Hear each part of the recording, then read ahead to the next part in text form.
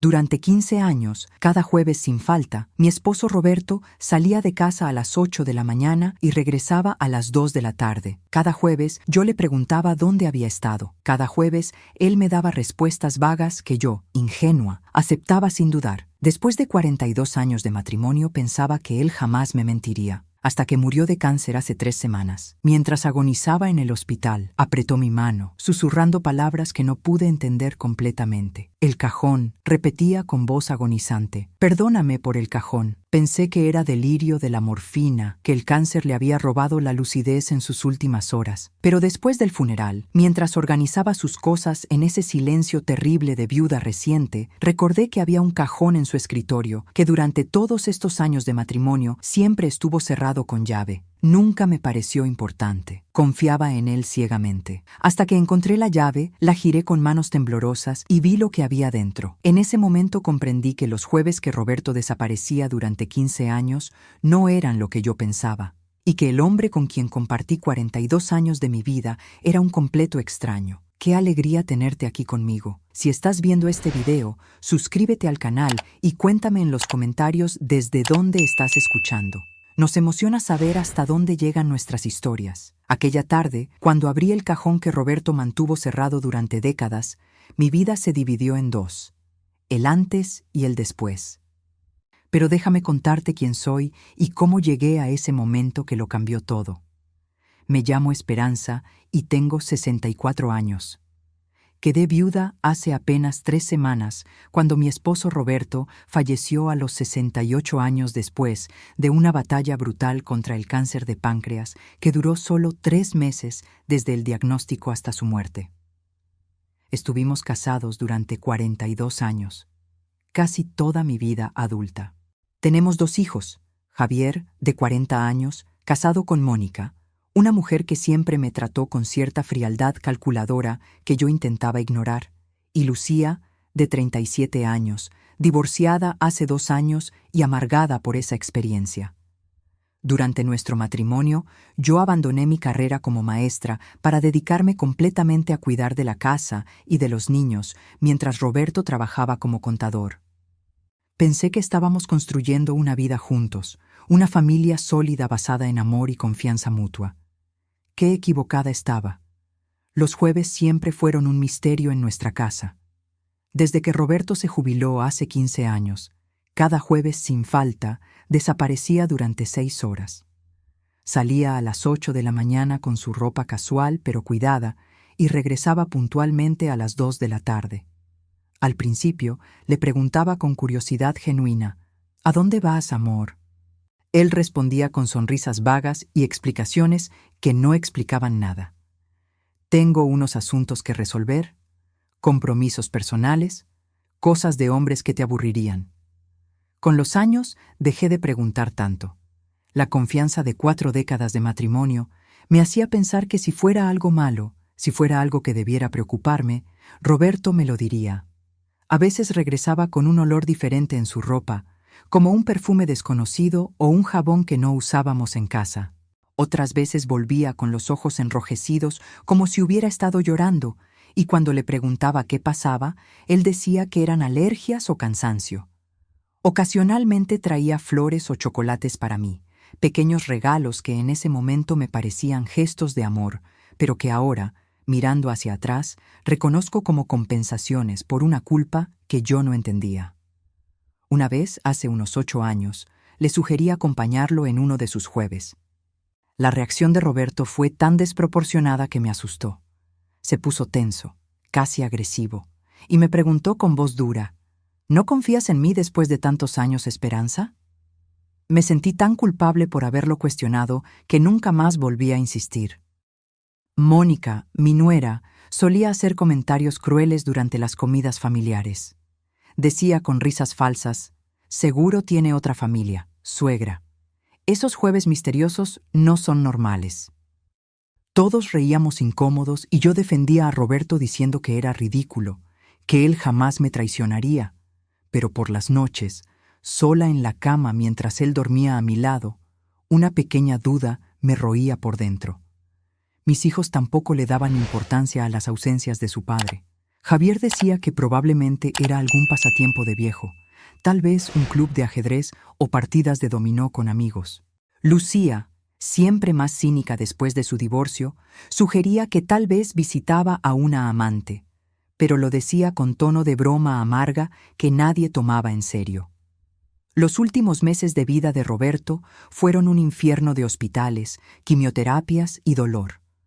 El cáncer lo consumió rápidamente, transformando al hombre fuerte que conocí en una sombra frágil y demacrada. Incluso enfermo, en los jueves que tenía algo de energía, intentaba levantarse de la cama diciendo que necesitaba salir, que tenía que ir a algún lado urgentemente. Yo lo detenía con suavidad. «Estás muy débil, amor. Descansa». Él lloraba entonces, lágrimas reales corriendo por sus mejillas hundidas, y murmuraba: «Necesito ir, Esperanza. Es importante, es urgente». Yo pensaba que era la confusión de los medicamentos fuertes, el delirio de un hombre muriendo que ya no distinguía bien la realidad.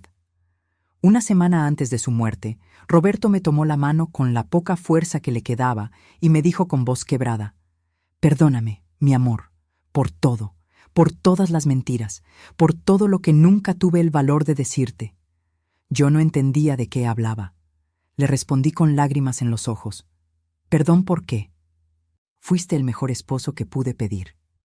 Él intentó decir más, pero el dolor lo venció y los médicos aumentaron la morfina. Murió un martes por la madrugada con mi mano sosteniendo la suya.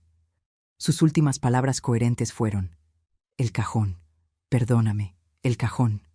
El funeral fue simple, como Roberto había pedido. Javier y Mónica se quedaron 2 días después del entierro, pero noté que Mónica ya estaba haciendo comentarios sobre la casa. «Sí, esta casa es demasiado grande para ti sola, suegra», decía con tono que no era de preocupación, sino de cálculo. «Tal vez deberías considerar vender y mudarte a algo más pequeño». Lucía apenas estuvo presente, todavía perdida en su propio dolor y amargura.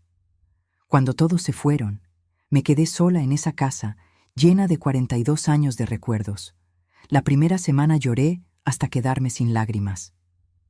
La segunda semana comencé a organizar las pertenencias de Roberto, tratando de mantenerme ocupada para no pensar en el vacío que dejó. Estaba en su pequeño escritorio, ese rincón de la casa que siempre fue su espacio privado, clasificando documentos y papeles cuando recordé. El cajón. Durante todos nuestros años de matrimonio, la gaveta inferior derecha de su escritorio siempre estuvo cerrada con llave. Yo lo sabía, pero nunca le di importancia. Pensaba que guardaba documentos legales importantes, tal vez pólizas de seguros o papeles de impuestos que no quería que se mezclaran con otras cosas. Roberto llevaba la llave en su llavero personal, el mismo que ahora yo tenía en mis manos. Me arrodillé frente al escritorio, encontré la llave pequeña entre todas las demás y la inserté en la cerradura con dedos que temblaban sin que yo entendiera por qué. Cuando giré la llave y escuché el clic del mecanismo abriéndose, sentí un presentimiento oscuro en el estómago. Abrí la gaveta lentamente y lo que vi me dejó paralizada. No había documentos legales. Había una pila de fotografías amarillentas atadas con una cinta roja desgastada. Había recibos bancarios viejos organizados en carpetas por año. Había una libreta pequeña llena de anotaciones manuscritas. Y encima de todo, había un sobre blanco con mi nombre escrito en la letra temblorosa de Roberto de sus últimos días: «Para Esperanza». Tomé el sobre con manos que ya no podían dejar de temblar y lo abrí. La carta dentro era breve, casi cruel en su brevedad. Decía: «Mi amada Esperanza, si estás leyendo esto, significa que ya partí de este mundo y ahora debes conocer la verdad que no tuve valor de confesar en vida. Hay alguien que debes conocer. Su nombre es Diego. He dejado su número de teléfono y dirección al final de esta carta. Por favor, ve a verlo. Él te contará todo lo que yo, cobarde hasta el final, nunca pude decirte cara a cara. Perdóname si puedes. Te amé cada día de nuestro matrimonio, pero también amé algo más, alguien más, de una manera que nunca imaginaste. Diego tiene las respuestas. Con todo mi amor eterno, Roberto». Dejé caer la carta y tomé las fotografías con manos que temblaban tanto que apenas podía sostenerlas. La primera foto mostraba a Roberto joven, tal vez de 23 o 24 años, con una mujer hermosa que yo nunca había visto. Ella estaba embarazada, su vientre prominente visible bajo un vestido suelto, y sonreía a la cámara con felicidad radiante. Roberto tenía su brazo alrededor de ella. En el reverso de la foto, con letra de Roberto, decía: Ana Sofía y yo, hace 45 años. ¿Quién secretos escondía mi esposo? ¿Quién era Diego y qué verdad esperaba para destruir todo lo que creí saber? La respuesta vendría pronto, pero nada podría haberme preparado para lo que estaba por descubrir. Pasé toda esa noche sin dormir, sentada en el piso del escritorio de Roberto, rodeada de fotografías que contaban una historia que yo desconocía por completo. Había fotos de un bebé en brazos de esa mujer, Ana Sofía. Había fotos de un niño pequeño de 5, 7, 10 años, siempre con ella, pero Roberto aparecía en muy pocas imágenes y siempre distante, como si fuera un visitante ocasional y no parte integral de esas vidas. La foto más reciente mostraba a Roberto con un hombre de aproximadamente 45 años y 2 adolescentes. En el reverso decía: con Diego, Mateo y Sofía, hace 5 años. También encontré la libreta pequeña que estaba en el cajón. Página tras página contenía anotaciones meticulosas de fechas y cantidades de dinero. Enero 1983, 5,000 pesos para D. Febrero 1983, 5,000 pesos para D. Continuaba así, mes tras mes, año tras año, durante más de 40 años. Hice cálculos mentales aproximados y el total era escalofriante. Roberto había enviado cientos de miles de pesos a lo largo de décadas a esta persona misteriosa, identificada solo como D. Dinero que salió de nuestro hogar, que podría haber pagado mejores escuelas para nuestros hijos, que podría haber aliviado los años en que yo trabajaba horas extra como maestra sustituta para llegar a fin de mes mientras Roberto me decía que las finanzas estaban ajustadas. A las 8 de la mañana siguiente, cuando el sol apenas comenzaba a entrar por las ventanas, tomé el teléfono y marqué el número que Roberto había dejado en su carta. Mis dedos temblaban tanto que tuve que marcar 2 veces. Una voz masculina profunda contestó al tercer timbre. «Bueno», dijo. Tuve que tragar saliva antes de poder hablar. «Diego, soy Esperanza, la esposa de Roberto». Hubo un silencio tan largo del otro lado de la línea que pensé que había colgado. Luego escuché una exhalación temblorosa.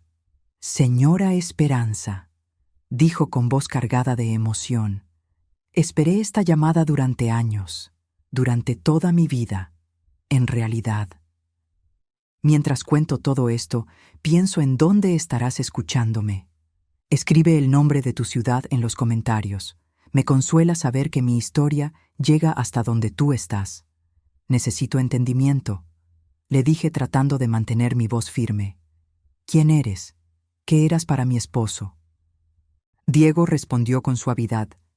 «Creo que es mejor que hablemos en persona, señora. Hay mucho que explicar y no se puede hacer por teléfono. ¿Puede encontrarse conmigo mañana?» Acordamos vernos en un café neutral al día siguiente a las 10 de la mañana. Esa noche tampoco dormí. Mi mente creaba teorías cada vez más descabelladas. ¿Diego era hijo ilegítimo? ¿Era amante? ¿Era víctima de chantaje? ¿Era alguien que Roberto ayudaba por culpa o por amor? Llegué al café 20 minutos antes de la hora acordada, nerviosa y exhausta. Cuando Diego entró puntualmente a las 10, lo reconocí de inmediato aunque nunca lo había visto antes. Tenía los ojos exactos de Roberto, la misma forma, el mismo color café oscuro, la misma manera de entrecerrarlos ligeramente cuando miraba algo con atención. La semejanza era tan impactante que sentí como si me hubieran golpeado en el estómago. Era un hombre alto de 45 años aproximadamente, con cabello que comenzaba a encanecer en las sienes, óculos de armazón delgado y una expresión de nerviosismo que probablemente reflejaba la mía. «¿Señora Esperanza?», preguntó acercándose a mi mesa. Yo solo pude asentir, incapaz de hablar porque ya lo sabía antes de que dijera una sola palabra más. Nos sentamos en silencio pesado por un momento que pareció eterno. Finalmente Diego respiró profundo y habló. «Soy hijo de Roberto», dijo con voz clara pero cargada de emoción. «Tengo 45 años.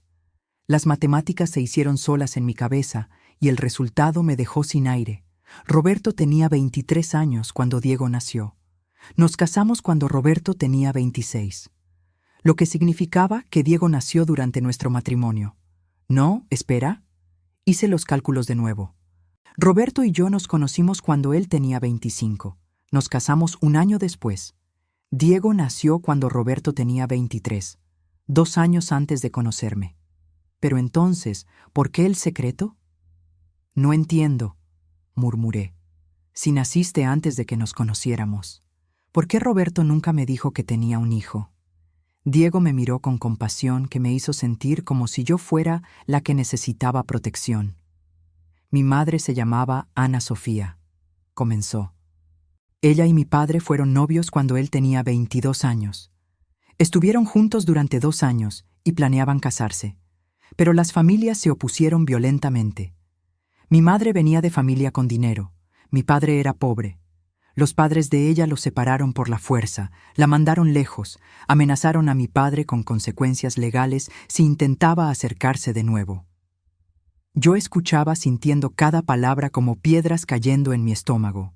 A cuando mi madre descubrió que estaba embarazada de mí, continuó Diego, mi padre ya no estaba en su vida. Ella intentó buscarlo, pero su propia familia la tenía prácticamente prisionera. Me tuvo sola, en secreto, escondida. Me crió ella sola durante 6 años, sin que mi padre supiera de mi existencia. 6 años, repetí tratando de procesar. Entonces, cuando él se enteró. Cuando yo tenía 6 años, mi madre logró escapar del control de su familia, dijo Diego. Estaba enferma, sin dinero, desesperada. Buscó a mi padre y lo encontró, pero para entonces él ya estaba casado con usted. Sentí el mundo girando.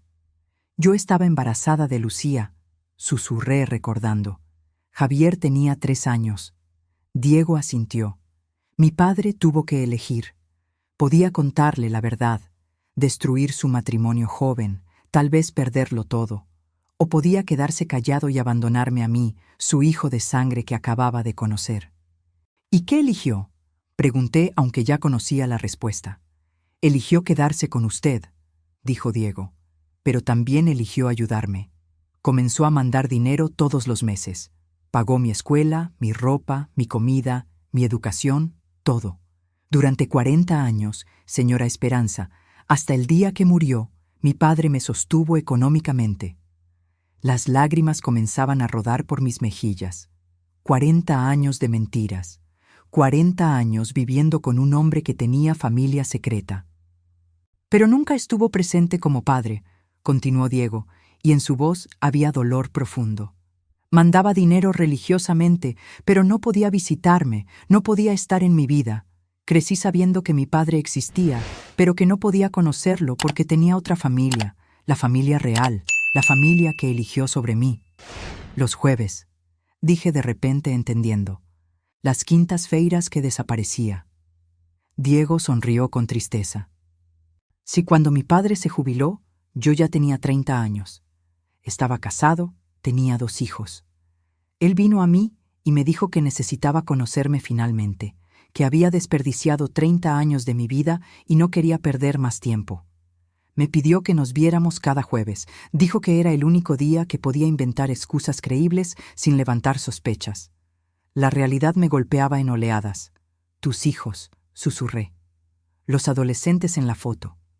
Mateo tiene 16 años, Sofía 14, dijo Diego. Mi padre fue su abuelo. Fue a sus cumpleaños, a sus graduaciones escolares, a eventos importantes, siempre escondido en el fondo, siempre discreto, pero presente de la forma que pudo. Recordé entonces todos los eventos familiares donde Roberto llegaba tarde o tenía que irse temprano. las graduaciones de Javier y Lucía, donde él llegaba corriendo, diciendo que había tenido emergencia en el trabajo.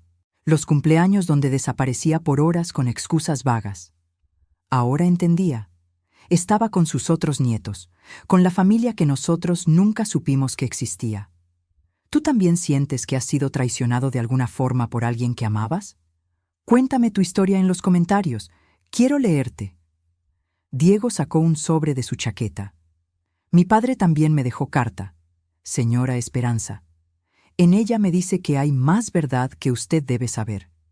Cosas que ni siquiera yo conocía completamente hasta que murió. Dejó una segunda carta con su abogado, el doctor Mendoza. Solo puede abrirse si usted va conmigo a buscarla. Sentí miedo helado recorriendo mi espalda. ¿Más? ¿Qué más puede haber?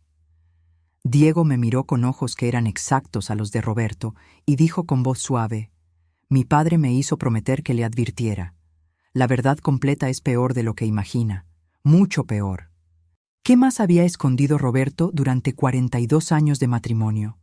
¿Qué secreto podía ser peor que un hijo secreto y una familia paralela? Al día siguiente lo descubriría, y esa verdad terminaría de destruir todo lo que quedaba de mi vida anterior.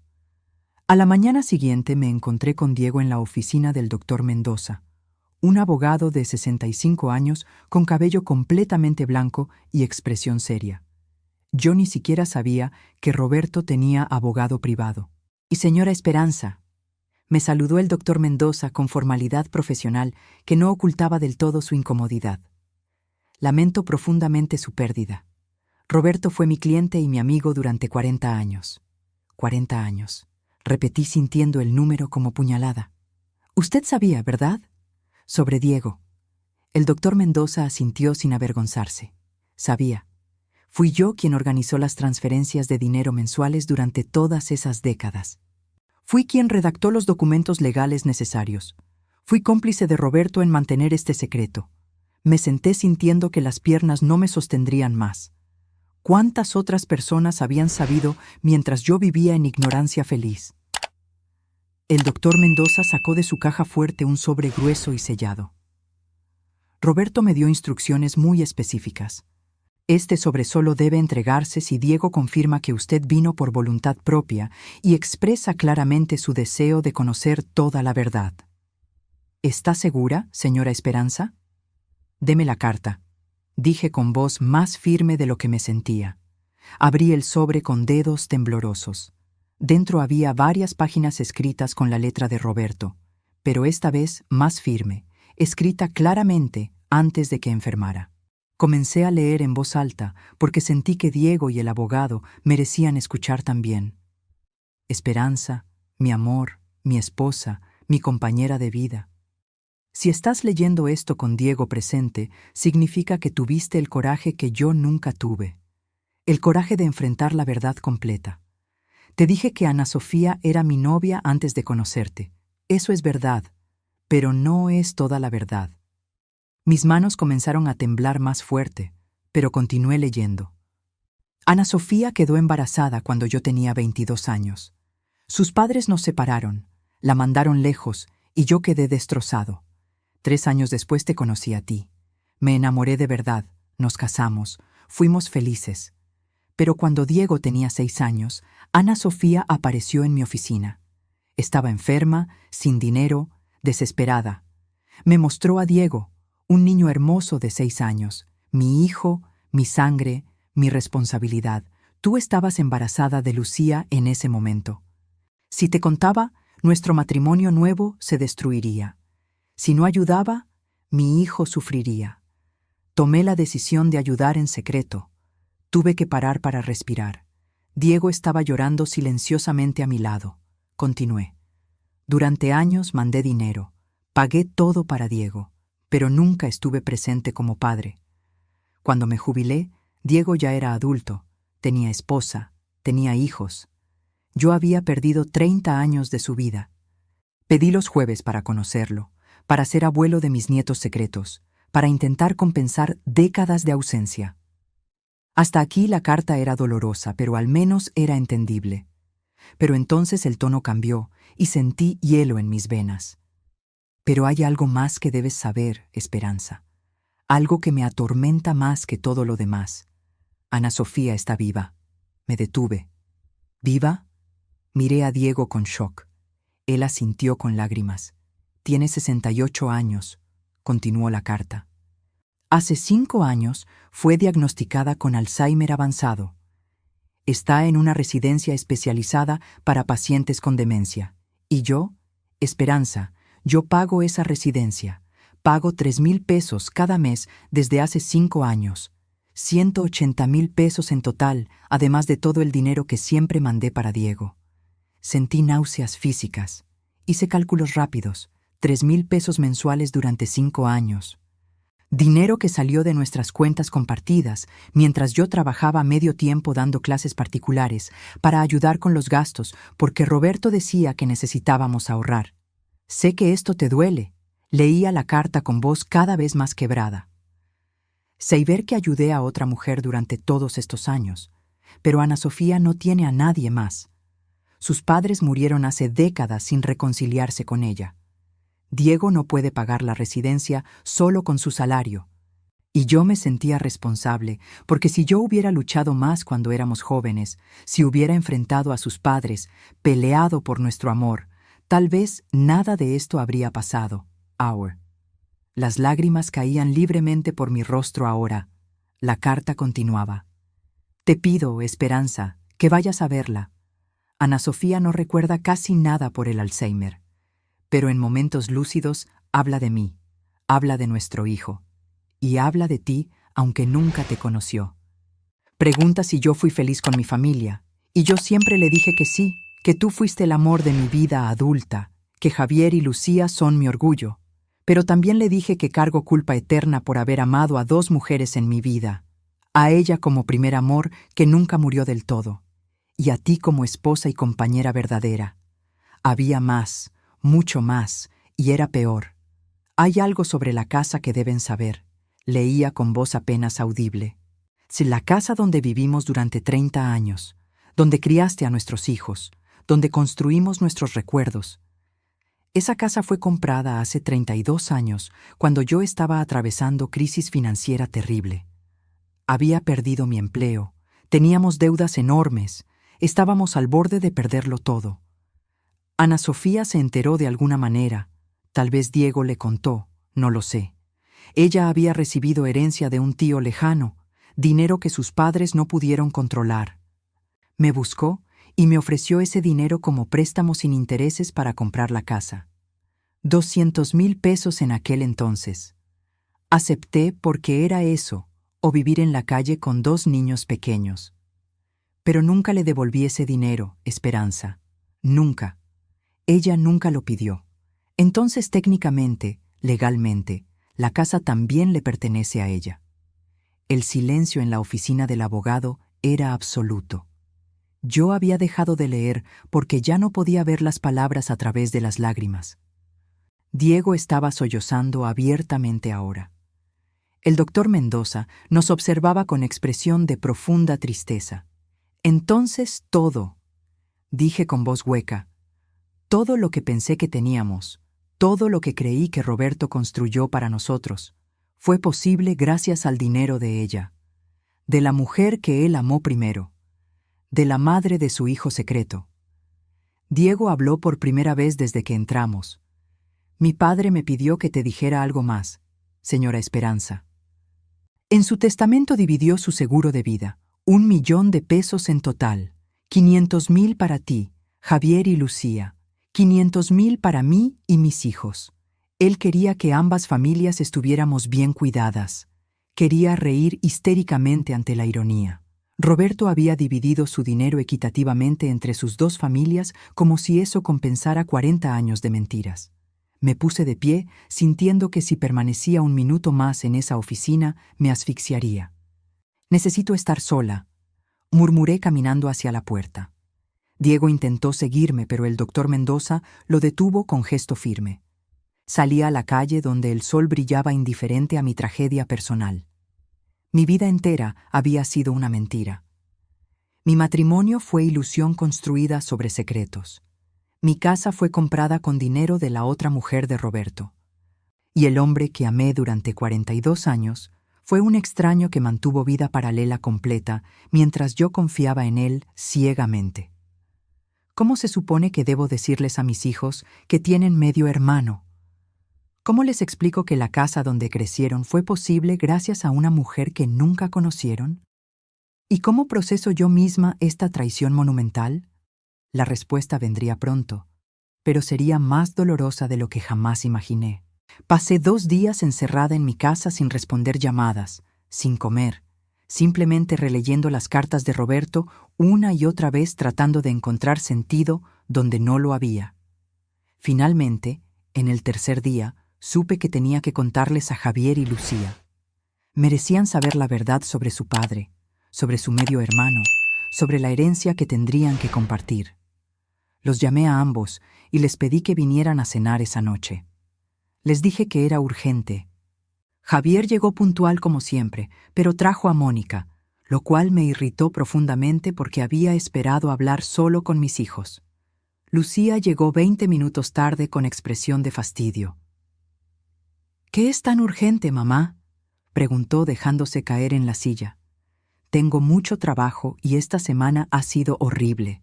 Serví la cena que nadie tocó. Me senté frente a ellos con las cartas de Roberto, las fotografías y la libreta de pagamentos sobre la mesa. Necesito contarles algo sobre su padre», comencé con voz que intentaba mantener firme. «Algo que descubrí después de que murió». Javier se inclinó hacia adelante con preocupación. «¿Estás bien, mamá? Te ves terrible». «Su padre», dije ignorando la pregunta, «tuvo otro hijo. Un hijo que nació antes de que nos casáramos, pero que yo nunca supe que existía. Se llama Diego y tiene 45 años. El silencio que siguió fue tan denso que casi podía tocarse. Mónica fue la primera en reaccionar, sus ojos brillando con esa mezcla de shock y cálculo que también conocía. «¿Un hermano?», dijo con voz aguda. «¿Roberto tuvo un hijo secreto durante todo este tiempo?». Javier estaba completamente pálido. «Eso no puede ser verdad. Papá jamás nos ocultaría algo así». «¿Durante 40 años?», continué. «Su padre mandó dinero mensualmente a este hijo y a su madre. Durante 15 años, cada jueves que desaparecía, los visitaba. Diego tiene 2 hijos, Mateo de 16 y Sofía de 14, sus nietos, medios hermanos de sus hijos». Lucía había estado callada, pero ahora explotó. «Papá era un mentiroso, un maldito mentiroso», gritó golpeando la mesa. Entonces, para mi completo shock, comenzó a llorar. «Yo lo sabía», sollozó. «Hace 20 años, cuando tenía 17, seguí a papá un jueves porque sospechaba algo. Lo vi de lejos con un hombre y 2 niños en un parque. Se veían felices, como familia. Nunca le dije nada a nadie porque tenía terror de que ustedes se divorciaran, de que nuestra familia se destruyera. Cargué ese secreto sola durante 20 años. Me quedé sin palabras. Mi hija había sabido, había visto y había callado para protegernos. ¿Y nunca dijiste nada?», preguntó Javier a su hermana con voz llena de incredulidad y algo parecido a traición. «Teníamos derecho a saber». «Era una niña», gritó Lucía. «Tenía miedo. ¿Qué se suponía que hiciera?». Javier se volvió hacia mí entonces con expresión que nunca le había visto. Había rabia en sus ojos. «¿Y tú, mamá? ¿Nunca sospechaste? ¿Nunca cuestionaste esas salidas misteriosas cada jueves durante 15 años?» La acusación en su voz me dolió más que cualquier cosa que Roberto pudiera haberme hecho. «Yo confié en tu padre», dije sintiendo necesidad de defender decisiones que ahora parecían ingenuas. «Y después de décadas de matrimonio, confié en él». «¡Confianza ciega!», explotó Javier poniéndose de pie. «Mi graduación universitaria. Papá llegó 3 horas tarde diciendo que había tenido emergencia médica. Era mentira. Fue al partido de fútbol del hijo de él, ¿verdad?». La precisión de su suposición me dijo que probablemente tenía razón. «Dejaste que esto pasara», continuó Javier con voz temblorosa de emoción. Dejaste que nos mintiera, que viviera doble vida, que nos quitara su tiempo y atención para dárselo a ellos. No es culpa de mamá, gritó Lucía defendiéndome por primera vez en años. La culpa es de papá, que fue cobarde. Mónica, que había estado callada absorbiendo todo, habló entonces. El dinero, dijo con voz fría y calculadora. ¿Cuánto dinero les dio durante todos estos años? Empujé la libreta hacia ella. Más de 40 años de pagos mensuales. Hagan los cálculos ustedes mismos. Mónica pasó páginas rápidamente, sus labios moviéndose mientras hacía cuentas. Cientos de miles de pesos, murmuró. Dinero que debería haber sido para ustedes, para mis nietos, y ahora ese bastardo va a reclamar herencia también. No lo llames así, dije con voz más dura de lo que pretendía. Diego no pidió nacer, no pidió ser secreto. Él es víctima tanto como nosotros. Pero tenía más que decirles, y lo peor aún no había salido. Hay algo más, dije sintiendo cada palabra como veneno en mi boca. La madre de Diego se llama Ana Sofía, tiene 68 años y está en una residencia para pacientes con Alzheimer avanzado. Tu padre pagaba 3,000 pesos mensuales por su cuidado. ¿Estás bromeando?, dijo Javier con voz hueca. ¿Papá mantenía a la madre del bastardo también? Y hay más, dije sintiendo histeria burbujeando en mi garganta. ¿Esta casa, la casa donde crecieron? Fue comprada con dinero que Ana Sofía le prestó a su padre hace 32 años cuando estábamos en ruina financiera. Él nunca devolvió ese dinero. Técnicamente, esta casa también le pertenece a ella. Lucía se puso de pie tan bruscamente que su silla cayó hacia atrás. Vivimos en la casa de la amante de papá. Durante toda nuestra vida, vivimos con dinero de ella. Roberto dividió su seguro de vida en el testamento. Agregué completando la devastación. 1,000,000 de pesos total. 500,000 para nosotros tres. 500,000 para Diego y sus hijos. Mónica se puso de pie con expresión de furia calculada. Hay que impugnar ese testamento. Legalmente ese dinero debería ser todo de ustedes. Ese Diego no tiene derecho a nada. No creció en esta familia. No sufrió con ustedes. Él sufrió peor, dije sintiendo necesidad extraña de defender a hombre que conocí hace solo 3 días. Creció sin padre, sabiendo que su padre existía pero lo había elegido a nosotros sobre él. No me importa su sufrimiento, gritó Mónica. Su máscara de civilidad había caído completamente. Entonces dijo algo que me hizo verla con claridad por primera vez. Mi padre hizo lo mismo, confesó con voz llena de veneno. Tuvo familia secreta. Cuando mi madre descubrió, él la dejó sin nada. La vi destruida, sin dinero, humillada. Juré que nunca dejaría que eso pasara en mi familia.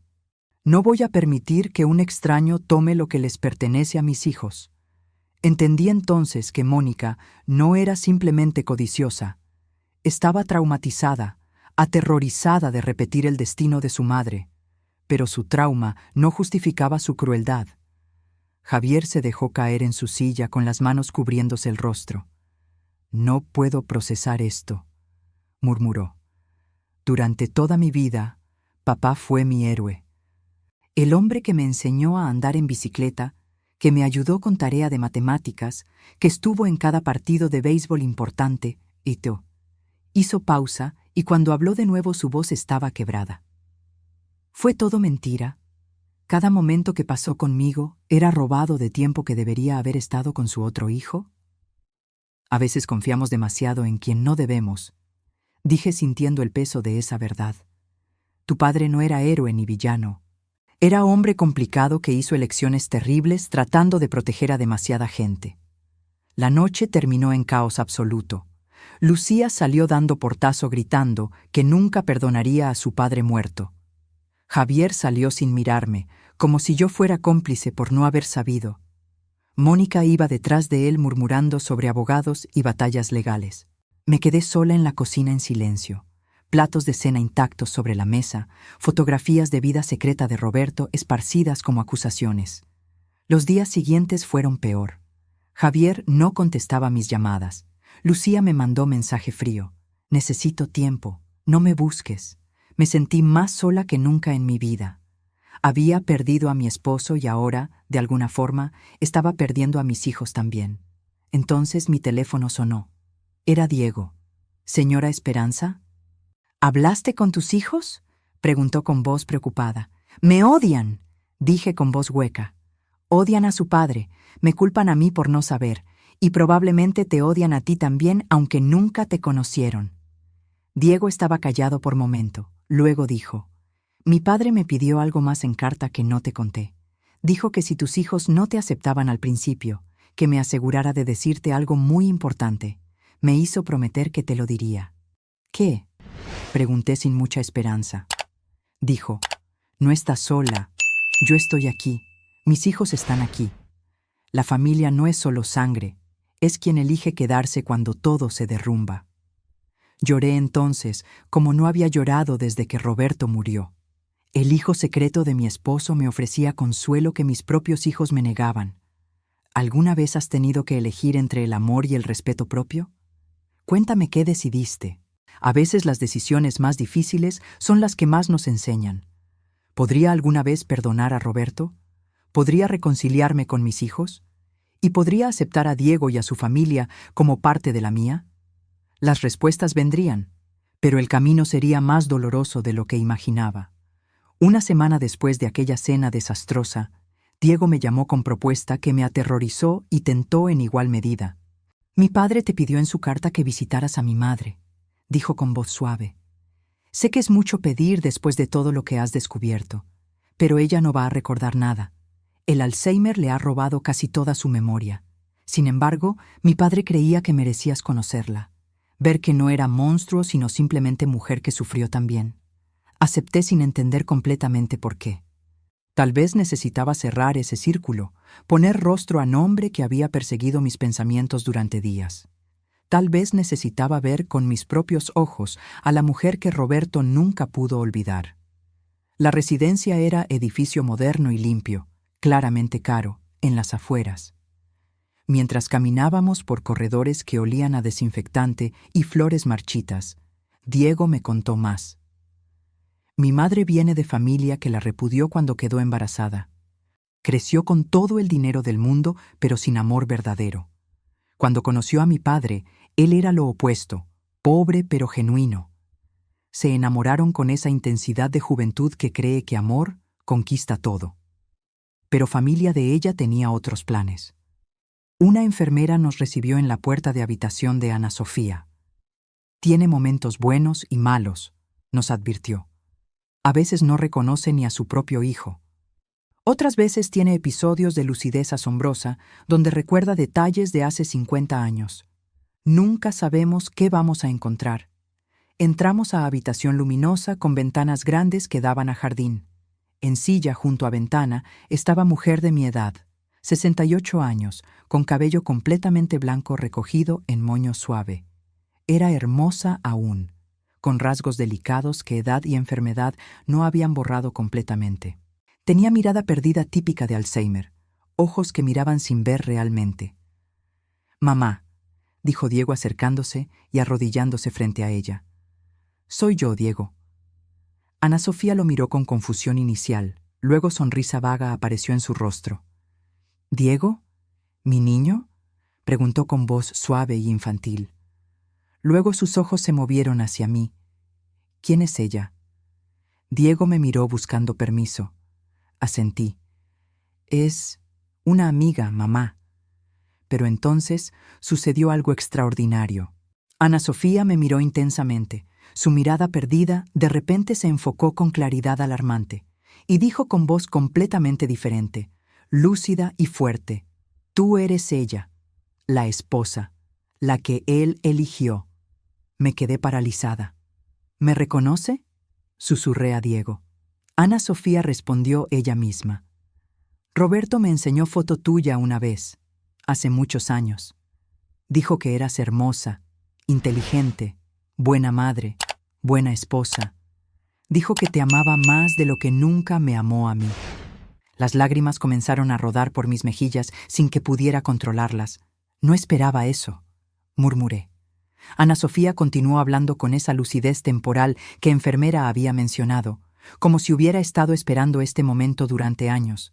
Yo lo amé primero, es verdad, pero tú lo amaste mejor. Yo le di hijo, tú le diste vida completa, hogar, propósito. No te odio, ¿sabes? Nunca te odié, aunque tuve todas las razones para hacerlo. Solo deseé ser tú. Deseé haber sido lo suficientemente fuerte para luchar contra mi familia, para quedarme con Roberto cuando importaba. Me senté en silla junto a ella, incapaz de mantenerme de pie. Usted sufrió mucho por causa de él, dije con voz quebrada. Ana Sofía tomó mi mano con la suya, sorprendentemente cálida y firme. Sufrí más por mi propio orgullo que por Roberto. Si hubiera luchado por nosotros, si hubiera enfrentado a mi familia en lugar de obedecer como niña buena, tal vez todo habría sido diferente. Pero fui cobarde. Igual que Roberto fue cobarde al no decirte verdad. Dos cobardes que arruinamos varias vidas tratando de proteger a todos y no protegiendo a nadie. Había sabiduría profunda en sus palabras, claridad que enfermedad no había podido borrar completamente. ¿Fuiste feliz con él?, me preguntó entonces mirándome con ojos que de repente parecían ver directo a mi alma. Pensé largo rato antes de responder. Pensé que sí, pero ahora no sé si fue real o ilusión. Ana Sofía apretó mi mano. Si te hizo reír en las mañanas, si te abrazó en las noches frías, si estuvo ahí cuando tus hijos nacieron, si compartieron comidas ordinarias y sueños extraordinarios, entonces fue real, aunque también fuera mentira. Las personas contenemos contradicciones. Podemos amar genuinamente y mentir terriblemente al mismo tiempo. Eso no hace amor menos real, solo lo hace más complicado. Sus palabras tocaron algo profundo en mí. Entonces, su lucidez comenzó a desvanecerse como niebla al sol. Su agarre en mi mano se aflojó. Su mirada se volvió distante de nuevo. ¿Dónde está Roberto?, preguntó con voz confusa y asustada de niña. Prometió venir hoy. Siempre viene los jueves.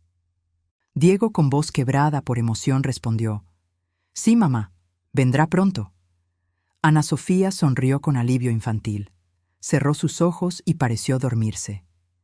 Diego y yo salimos de habitación en silencio. En corredor, me detuve y lo miré. Ella no es monstruo que imaginé, dije. Es solo mujer que sufrió tanto como yo, tal vez más. Mi padre destruyó a 3 personas, dijo Diego con voz llena de dolor que llevaba cargando 45 años.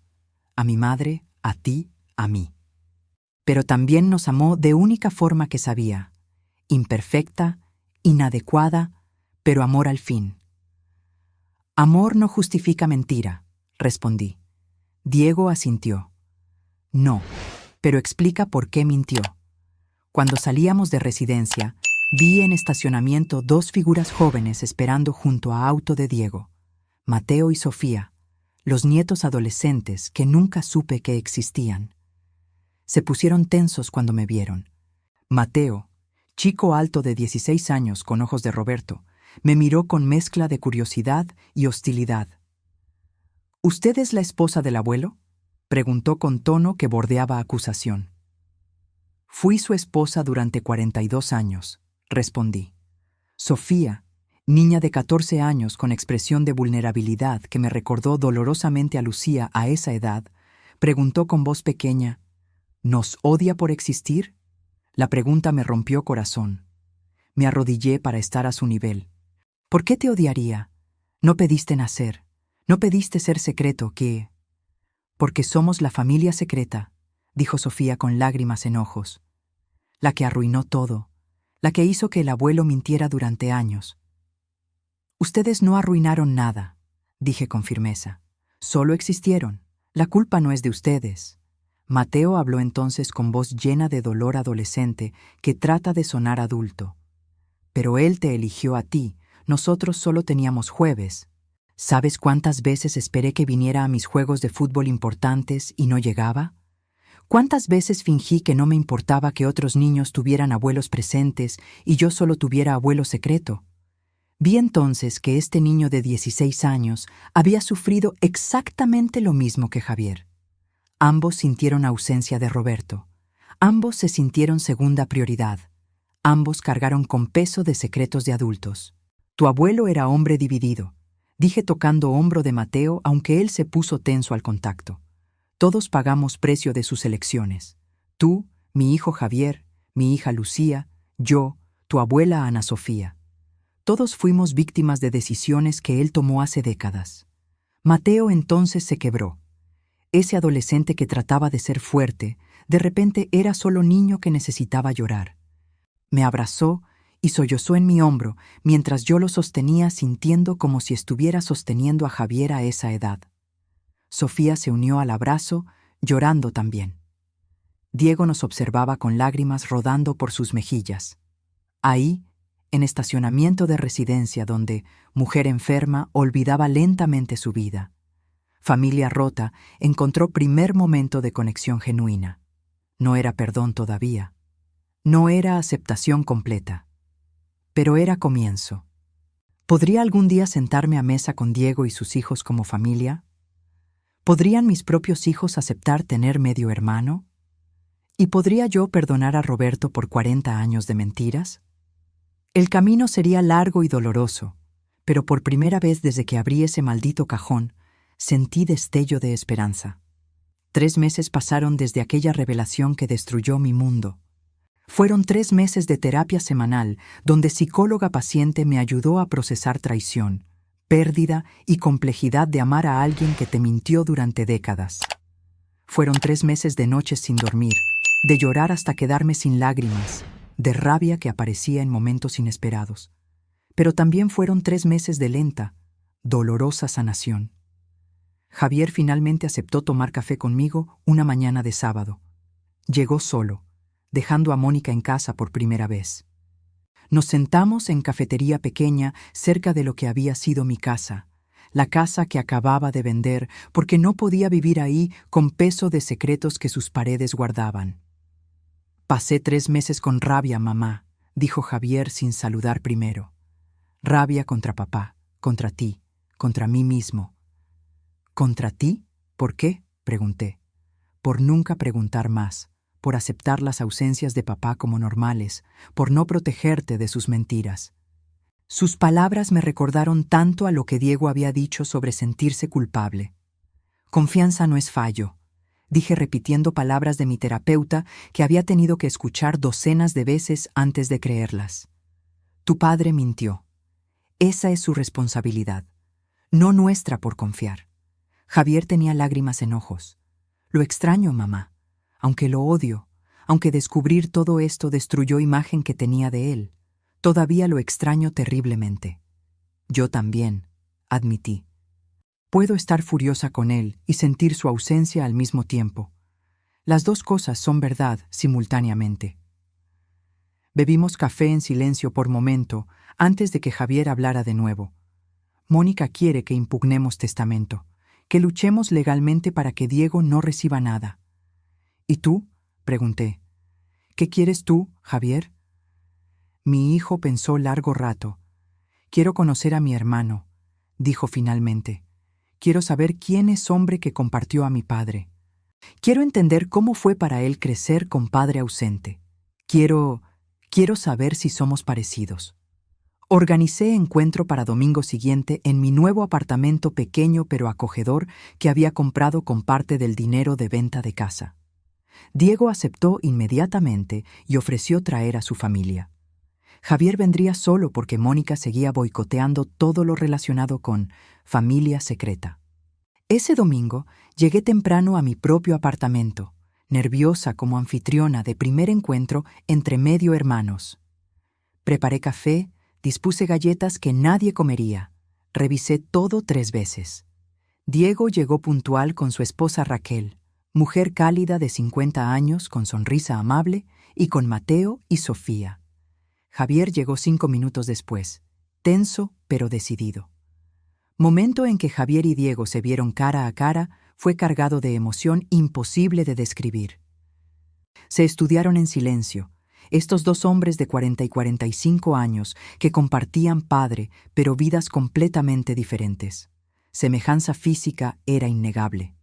Misma estructura facial, misma forma de ojos, Mismo gesto de pasar mano por cabello cuando estaban nerviosos. Javier extendió mano primero. «Soy Javier». Diego la estrechó con firmeza. «Diego, mucho gusto. Hermano». «Palabra, hermano». Rompió tensión inicial. Se sentaron. Conversación comenzó cautelosamente, pero gradualmente se relajó. Descubrieron que ambos amaban fútbol y seguían mismo equipo. Ambos tenían humor seco similar que reconocí como de Roberto. Ambos habían sufrido ausencias de su padre de maneras diferentes pero igual de dolorosas. «Yo tenía padre en casa, pero emocionalmente ausente muchas veces», admitió Javier. «Siempre había algo más importante. Siempre estaba cansado o preocupado «O yo tenía padre que me visitaba 6 horas semanales», respondió Diego. «El resto del tiempo era solo fantasma que mandaba dinero». Ambos guardaron silencio, procesando que habían sido dos caras de misma moneda dolorosa. Mateo y Sofía observaban tímidamente. Tarde avanzó con historias intercambiadas. Diego contó sobre quintas feiras con Roberto, lugares que visitaban, conversaciones que tenían. Javier compartió memorias de infancia, momentos donde Roberto había estado presente y momentos donde había faltado inexplicablemente. Entre ambos armaron imagen más completa de hombre que había sido su padre. Hombre complejo que amó imperfectamente, pero amó. Cuando despedidas llegaron, Javier y Diego se abrazaron. No fue abrazo de hermanos cercanos todavía, pero fue comienzo. «¿Podemos hacer esto de nuevo?», preguntó Javier. «Cuando quieras, hermano», respondió Diego. Lucía nunca apareció. Continúa negándose a conocer a Diego. Dice que no está lista y tal vez nunca lo esté. Respeto su decisión, aunque me duele esa división. Me manda mensajes ocasionales, cortos pero existentes. Es su forma de mantener conexión sin confrontar dolor completamente. Mónica sigue hostil, pero Javier puso límites que nunca antes había establecido. «Es mi hermano», le dijo firmemente. «O lo aceptas o nuestra relación va a sufrir». Matrimonio está tenso, pero Javier mantiene posición. 6 meses después de muerte de Roberto, vendí casa y compré apartamento más pequeño. Usé parte del dinero para pagar 2 años adelantados de residencia de Ana Sofía. Ella me dio casa sin saberlo hace 30 años. Expliqué a Diego cuando protestó. «Es lo menos que puedo hacer». También retomé carrera que había abandonado hace tantos años. Ahora doy clases de alfabetización a adultos en centro comunitario 3 veces por semana. Encontré propósito más allá de ser solo esposa o madre. Javier y Diego se encuentran mensualmente. Relación todavía construyéndose, pero genuina. Mateo y Sofía me visitan cada 2 semanas. Enseño a Sofía a cocinar recetas que mi madre me enseñó. Ayudo a Mateo con matemáticas para examen de ingreso a universidad. Son mis nietos también ahora, aunque camino para llegar a ellos fue tortuoso. Estoy en terapia todas las semanas todavía, procesando 42 años de matrimonio que ahora veo con ojos diferentes. Aprendiendo que puedo amar memoria de Roberto y estar furiosa con él simultáneamente. 1 año después de muerte de Roberto, organicé pequeña cena en su aniversario de nacimiento. Invité a Javier, a Diego y a sus familias. Lucía no respondió invitación, pero tampoco la rechazó. Mónica boicoteó, pero Javier vino de todas formas. Mesa estaba puesta con foto de Roberto al centro. No lo idealizamos esa noche, no lo demonizamos tampoco. Simplemente reconocimos al hombre complejo que fue. «Fue hombre que amó mal, pero amó», dijo Javier levantando copa. «Que mintió terriblemente, pero también proveyó. Que fue cobarde con verdad, pero responsable con consecuencias». Ahit. Brindamos a memoria complicada de hombre imperfecto. Mateo entonces preguntó algo que había estado esperando. «Abuela Esperanza, ¿lo perdonaste?». Pensé largo tiempo antes de responder porque quería darle respuesta verdadera, no respuesta fácil. Perdonar no significa decir que todo está bien. Comencé eligiendo palabras cuidadosamente. No significa olvidar dolor o pretender que mentiras no importaron. Perdonar significa decidir que no voy a dejar que esas mentiras me destruyan, que no voy a cargar veneno de rencor por resto de mi vida. Hice pausa. Todos me escuchaban en silencio. Tu abuelo mintió durante 40 años. Eso es verdad, y nunca voy a minimizarlo, pero también me amó a su manera imperfecta durante esos 42 años. También te sostuvo a ti y a tu hermana financieramente cuando podría haber huido de responsabilidad. También fue padre para Javier y Lucía, aunque imperfectamente. Las personas no son una sola cosa. Somos contradictorios, falibles, complejos. Elijo recordar amor y aprender de errores. Elijo llevar verdad sin dejar que me mate. Eso es perdón para mí. Todos quedaron en silencio procesando sabiduría que había ganado a través de dolor inmenso. Después de que todos se fueron esa noche, me senté sola en sala con foto de Roberto en manos. No sonreí al mirarla, no lloré tampoco, simplemente la miré con aceptación de realidad compleja. Fueron 42 años, Roberto, dije en voz alta a foto. 40 de mentiras, 2 de verdad dolorosa. Te amé con todo lo que tenía. Tú me mentiste con todo lo que ocultabas. Las dos cosas son verdad. Y voy a vivir con esa contradicción porque no tengo otra opción. Porque la vida no es blanco o negro, es gris complicado. Coloqué foto en estante, no escondida en cajón, no destruida en rabia, simplemente en su lugar entre otras fotos de mi vida. Como Roberto, parte importante de mi historia, pero no toda mi historia. Mañana será jueves, día que durante 15 años Roberto desaparecía dejándome con preguntas sin respuesta. Ahora es día que vivo por mí misma, que doy clases a estudiantes adultos que nunca perdieron esperanza de aprender, que construyo relaciones con nietos que no sabía que tenía, que sano lentamente de traición que casi me destruye. Y por primera vez en 42 años, esa libertad no me asusta, me libera, porque aprendí que puedes sobrevivir descubriendo que vida que pensabas tener fue ilusión. Puedes reconstruir sobre ruinas de esa ilusión algo más fuerte, más verdadero, más tuyo. Puedes amar memoria de alguien que te lastimó profundamente. Puedes perdonar sin olvidar, seguir adelante sin dejar atrás, ser fuerte incluso cuando estás rota. Tengo 65 años.